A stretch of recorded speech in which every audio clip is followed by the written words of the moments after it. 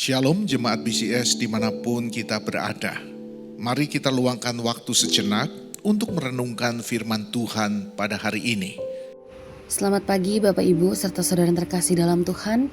Mari kita buka dalam Kejadian pasal yang ke-29 ayat yang ke-31 dan ayat yang ke-35. Ketika Tuhan melihat bahwa Lea tidak dicintai, dibukanyalah kandungannya, tetapi Rahel mandul. Mengandung pula lah ia lalu melahirkan seorang anak laki-laki. Maka ia berkata, "Sekali ini aku akan bersyukur kepada Tuhan." Itulah sebabnya ia menamai anak itu Yehuda. Sesudah itu ia tidak melahirkan lagi. Amin. Sedemikian jauh bacaan Alkitab kita hari ini. Bapak Ibu serta saudara yang terkasih dalam Tuhan, ada satu kelelahan yang tidak terlihat secara fisik, tetapi sangat nyata dirasakan oleh jiwa manusia. Kelelahan itu muncul ketika seorang terus hidup dalam upaya membuktikan diri, tapi tidak pernah benar-benar diterima. Kelelahan semacam ini tidak selalu datang dari pekerjaan yang berat atau masalah besar.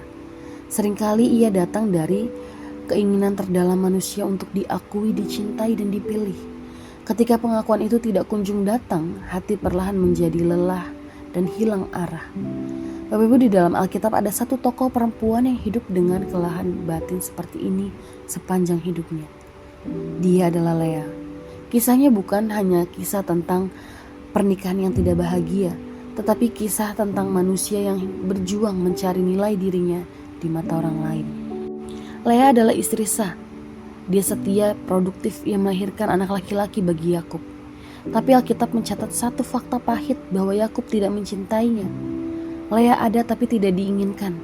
Dia hadir tapi hatinya terabaikan. Dari perjalanan hidupan Lea kita melihat bahwa Lea hidup dalam pernikahan yang timpang. Yakub mencintai Rahel, sementara Lea hanya mendapatkan status tanpa kasih. Dan dalam kepedihan itu Lea mencoba melakukan apa yang sering dilakukan manusia, mencari cinta melalui prestasi. Setiap kelahiran anak bukan hanya peristiwa biologis, tetapi luapan isi hati Lea. Saat Ruben lahir ia berkata, "Sekarang suamiku akan mencintai aku." Saat Simeon lahir ia berkata, "Tuhan mendengar bahwa aku tidak dicintai." Nama-nama itu adalah jeritan hati yang berharap bahwa lihat aku, akui aku, pilih aku. Bapak Ibu, Lea percaya bahwa jika ia memberi lebih banyak, Yakub akan berubah. Jika ia cukup berguna, ia akan dicintai. Jika dia cukup berkorban, hatinya akan dimenangkan. Bapak Ibu, bukankah ini pola yang sangat akrab dengan kehidupan kita?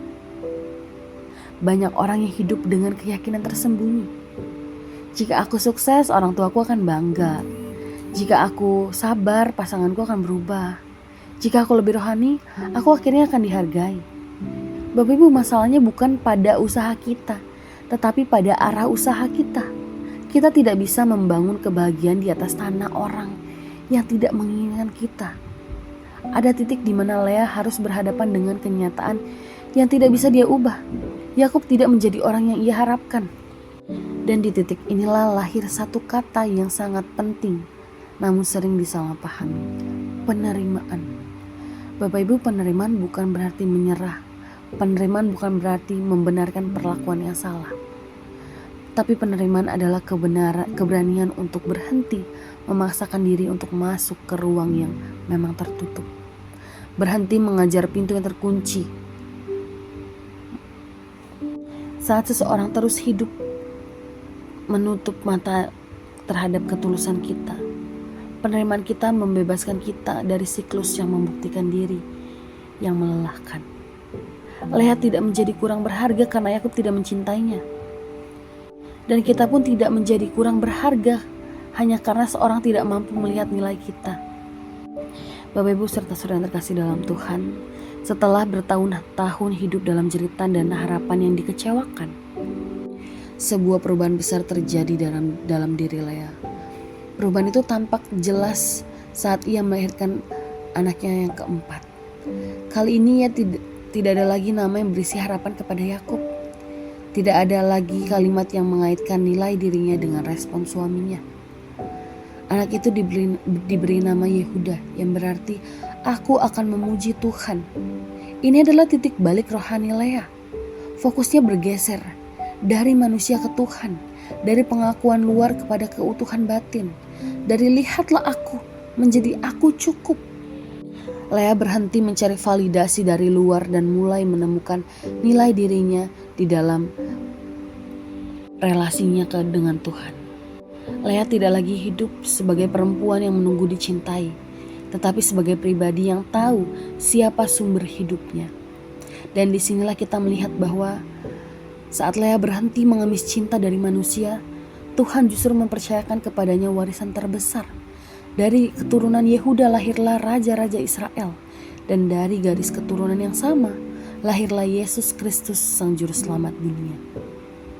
Perempuan yang tidak diinginkan manusia justru dipakai Tuhan untuk membawa keselamatan bagi umat manusia. Bapak Ibu, ini mengajarkan bahwa satu kebenaran yang mendalam. Dampak hidup kita tidak ditentukan oleh siapa yang menolak kita, tetapi oleh siapa yang memanggil kita.